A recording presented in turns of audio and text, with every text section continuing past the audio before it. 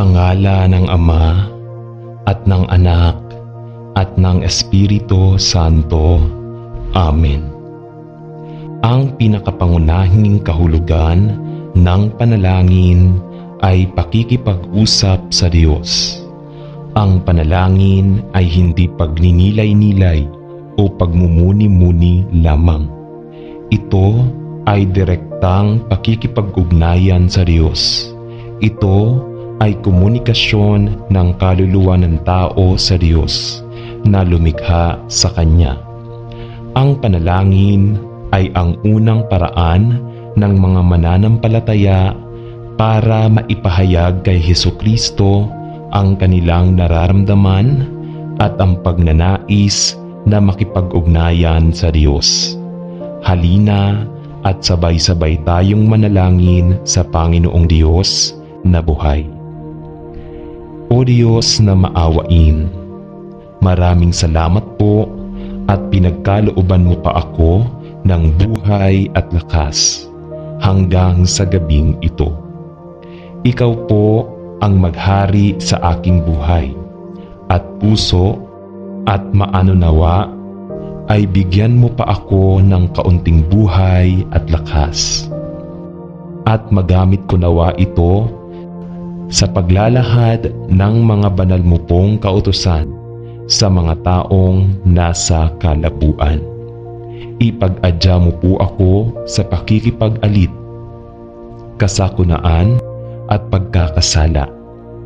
Patawarin po ninyo ako sa aking mga kasalanan at pinatatawad ko ang sinumang sa akin ay nagkasala.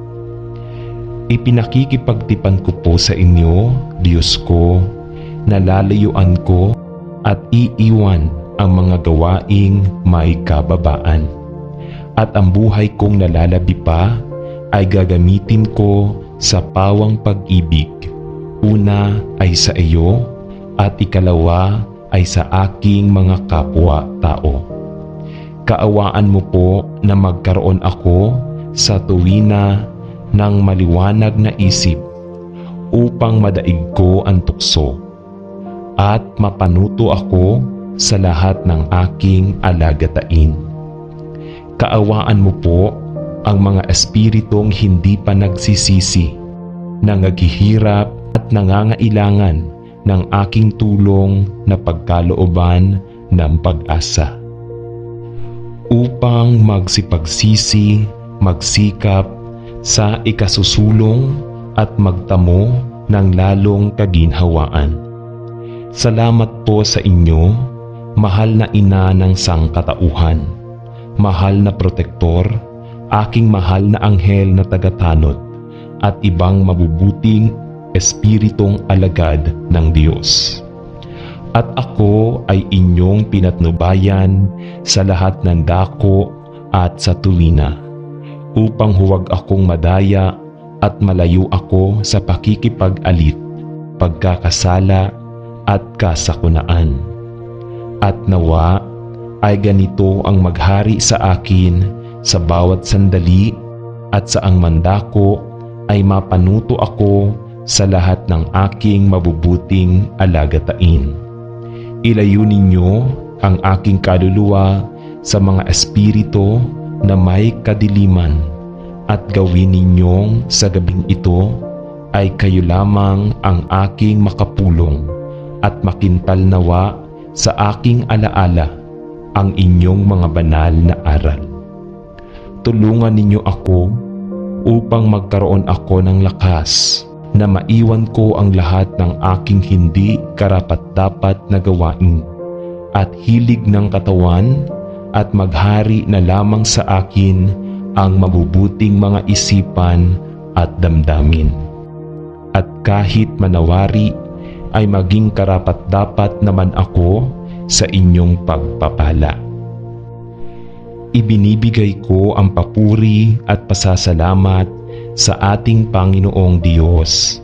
Amen.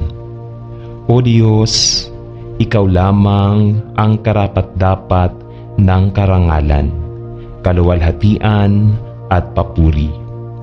Tinataas ka po namin sa aming buhay. Ikaw ang Diyos na aming sinasamba at pinaparangalan ang inyong pangalan, o Panginoong Jesus. Igawad mo po sa amin ang buhay. Ituro mo po sa amin ang karunungan.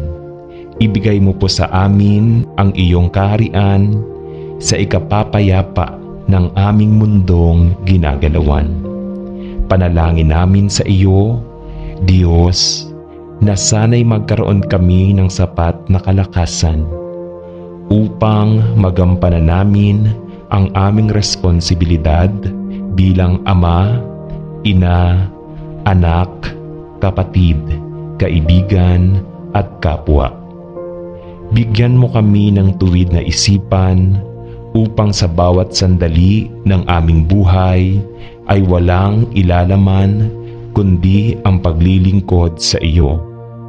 Bigyan mo kami ng kapanatagan ng isip sa araw at gabi, na siyang magsisilbing paalala sa amin na ikaw ay buhay na Diyos ng buong sansinukuban. Iligtas mo po kami sa mga kapahamakan at ilayo sa mga tukso ng sanlibutan, upang sa aming buhay ay mapaglingkuran ka namin na walang bahid ng pagsalansang. Panalangin namin ang lahat ng ito sa iyong harapan, sa pangalan ni Jesus na aming tagapagligtas.